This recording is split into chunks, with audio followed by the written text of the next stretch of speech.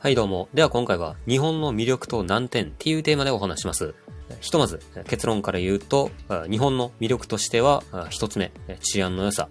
二つ目、ハイクオリティな食文化。三つ目、サブカルが面白い。一方で、日本の難点としては、一つ目、同調圧力。二つ目、自然災害リスク。三つ目、税金面。四つ目、少子高齢化による人口減少っていうことになります。では、それぞれ掘り下げていきます。まずは、魅力一つ目の治安の良さについてです。日本ってのは、世界的に有名な治安の良さでも知られてますね。要因としてはいろいろあるでしょうけど、例えば、警察の努力とか、公共施設や環境の整備などが挙げられますかね。他にも文化的背景とか、日本の教育制度ってのもあるかと思いますけど、警察官であれば、もちろん全員とは限りませんけど、市民に対して、公正かつ、迅速な対応を行い、犯罪の予防や解決に努めて、その結果、日本では犯罪率が比較的低く抑えられており、外国からの訪問者や在留外国人も安心して日常生活を送ることができますと。あとは、公共の場における監視システムや防犯カメラが普及していて、犯罪の抑止に効果的な役割を果たしているっていうのも大きいですね。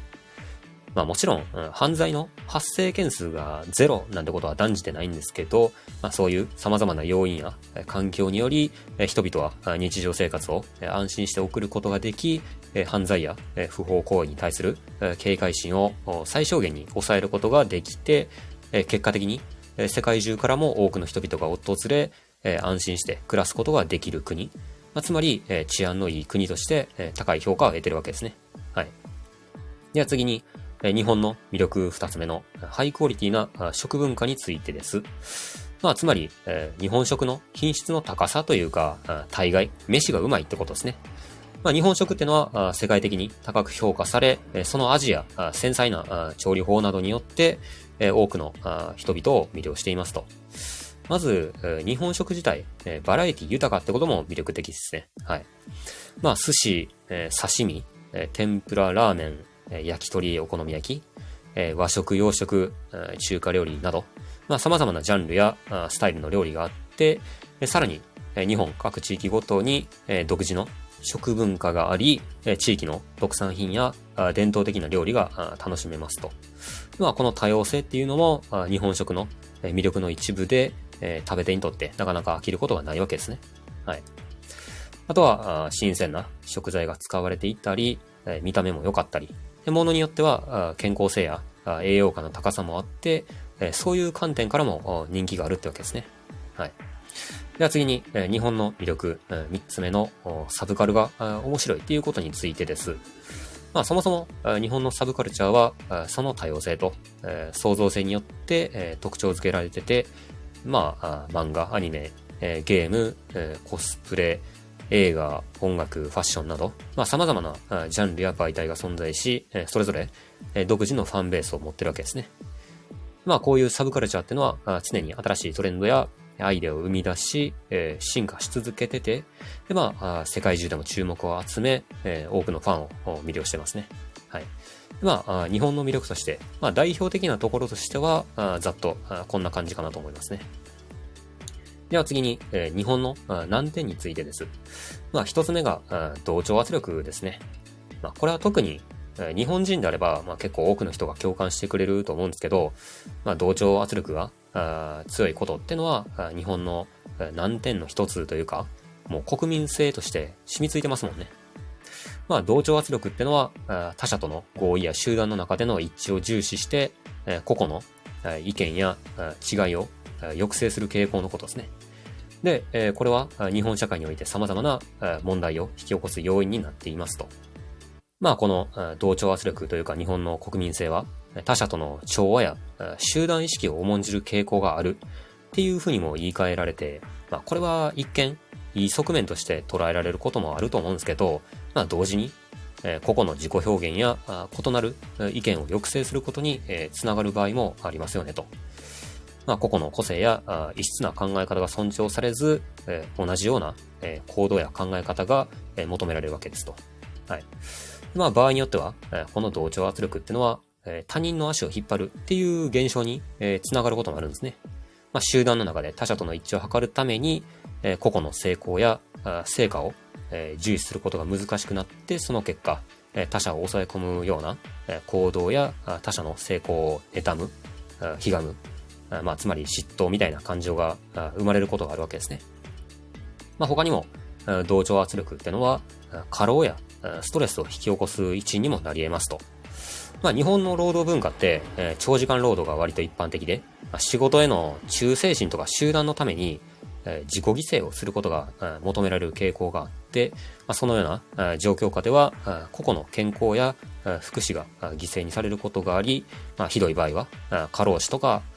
心身の健康問題が生じる可能性が高まるんですね。そういうように、日本の国民性というか同調圧力の強さっていうのは、日本社会における様々な問題の一因となっているわけです。はい。では次に、日本の難点2つ目の自然災害リスクについてです。これも筆頭ですね。地震、津波、台風、火山噴火など、そういう自然災害のリスクの高さや発生頻度は一丁前と。国土の地理的条件とか、地質構造、気象条件などが影響してて、他国よりも発生頻度が比較的高かったり、被害を被るケースが多いわけですね。仮に普段からそういう自然災害を意識していたとしても、完全に回避するってことは難しく、もう発生したらしたで、迅速な対応が必要ですね。もうなんなら、そういう場合のことも考慮して、もう花から、もうそもそも自室とかに物をむやみやたらに置かない、持たないとかも一つの合理的な行動ですね。また、日本には四季があって、ちょっと個人的に思う難点ではあるんですけど、春であれば花粉症の自分にとってきついし、夏は無駄に暑いし、秋はさておき、冬は無駄に寒いし、それぞれの季節で適切な対応が必要になってきますね。あとは、別に自然災害ってわけではないんですけど、北朝鮮のミサイルが日本列島の周辺海域にちょくちょく飛んできますと。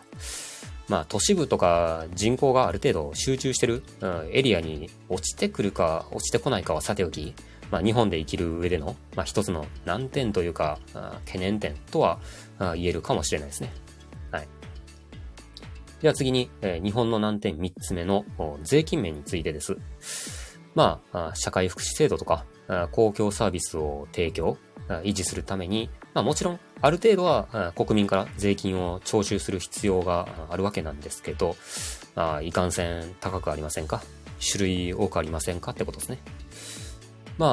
税制の複雑さとか税金の使われ方に関する不満とか、いろいろ課題が存在するわけですね。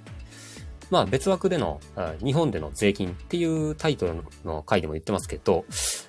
いろんな税金の種類があって、例えば消費税なんかでも、日本の現在2024年の3月末時点であれば、とりあえず 10% ってことなんですけど、もっと高い他の国とかであれば 20% 台のところとかね、あって、上には上がいるってわけですもんね。けれども、日本国内で課されてる税金の種類の多さとか、各税金の負担割合とかも考えると、いろんな国がある中でも、日本って比較的ね、高い方ではありませんかってことですね。なんなら、インフレもちゃっかり進んでるし、実質手元に残る額とかは大したことないわけですもんね。税金とか、一気にね、大きい額に変えると、暴動とか、起きうるんで、現状、なんなら今後も、じわじわいろいろ釣り上げられていくわけで、結局国民は茹でガエル状態ってわけですね。各々が可能な対策を行っていく必要がありますと。経済とか社会の持続、発展を目指す上で、税制の適正化と公平性の確保が不可欠ではあるんですけど、現実はそんなスムーズにはいかないわけですね。はい。では次、最後に日本の難点4つ目の少子高齢化による人口減少についてです。もはや、これはね、移民をより積極的に受け入れるとか、よほどの革命的な何か政策とかを政府が行わない限り、もう逃れられない現実ですもんね。歴史的な観点で考えても、人口を減少するのに反して、経済成長するなんてのは、可能か不可能かはさておき、なかなか現実的ではないわけですもんね。個人の負担も増えていくし。故に、日本経済の将来性っていう点においても、大して期待はできないなってわけですね。はい。そんな感じで、今回の内容を締めくくると、隣の芝生は青く見えるっていうので、外国人からすれば、日本で生活するのって、羨ましいっていう点もあるでしょうし、一方で、ドン引きする点もあるでしょうし、各国、一長一短っていうことですね。どの国なら、デメリットが大して、気にならないほど、メリットが大きくて、それを享受できるかとか、どこまでデメリットを妥協できるかとか、人それぞれだと思います。はい。改めて今回の結論になるんですけど、日本の魅力としては、一つ目、治安の良さ。二つ目、ハイクオリティな食文化。三つ目、サブカルが面白い。一方で、日本の難点としては、一つ目、同調圧力。二つ目、自然災害リスク。三つ目、税金面。四つ目、少子高齢化による人口減少となります。ということで今回は日本の魅力と難点っていうテーマでお話ししました。ご清聴ありがとうございました。次回またよろしくお願いいたします。